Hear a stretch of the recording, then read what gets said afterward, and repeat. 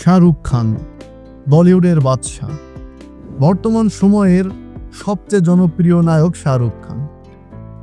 শাহরুখ খান তার সিনেমার ক্যারিয়ারে অনেক সুপারহিট সিনেমা উপহার দিয়েছে, সামনে হয়তো আরও অনেক সিনেমা উপহার দেবে। কিন্তু শাহরুখ খানের ক্যারিয়ারে অনেক ছবির প্রস্তাব ফিরিয়েছেন, যেই সিনেমাগুলো পরবর্তীতে সুপারহিট হয়েছে।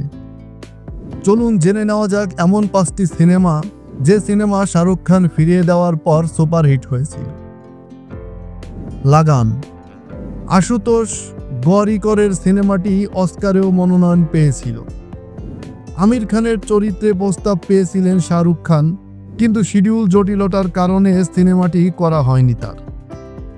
রাকেশ ওমপ্রকাশ মেহরাব সিনেমাটিও গিয়েছিল শাহরুখ খানের কাছে, কিন্তু অজয় রাঠোর চরিত্র প্রস্তাবে রাজি হননি তিনি, সেটিও অন্য সিনেমার সঙ্গে শিডিউল জটিলতার কারণেই। পরে ছবিটি করে আমির। যোদ্ধা আকবর। আশুতোষ গোয়ারিকর লাগান এর পর আবারও ভেবেছিলেন শাহরুখ খানের কথা, এবার মুঘল সম্রাট আকবরের চরিত্রে। কিন্তু যে জায়গায় ছবিটির শুটিং হবে সেটা পছন্দ হয়নি শাহরুখ খানের, তাই তার বদলে ঋত্বিককে নেওয়া হয়। শাহরুখ খান অবশ্য আশুতোষের সঙ্গে স্বদেশ ছবিতে কাজ করেন, কিন্তু সে ছবিটি তেমন ঝাড়া ফেলতে পারেনি। এক থা টাইগার।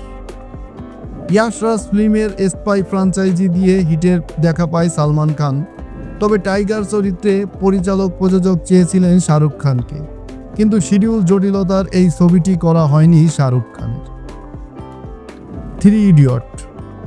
রাজকুমার হিরানির এই সিনেমার প্রস্তাব পেয়েছিলেন শাহরুখ খান, কিন্তু হঠাৎ পাওয়া চোট এই সিনেমা থেকে তাকে সরিয়ে দেয়।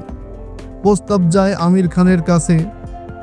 এরপর কি হয় সেটা তো দর্শক হিসেবে এতদিনে জেনেই গেছেন। রোবট। আলোচিত সিনেমাটির জন্য রজনীকান্ত প্রথম পছন্দ ছিল না। নির্মাতা শঙ্কর শুরুতে শাহরুখ খানকে চেয়েছিলেন, কিন্তু নির্মাতার সঙ্গে বনিবনা না হওয়ায় এই সিনেমা থেকে সরে দাঁড়ান শাহরুখ খান। এই ছবিতে নির্মাতা সুভাষ কাপুর অক্ষয় ও শাহরুখকে নিতে চেয়েছিলেন,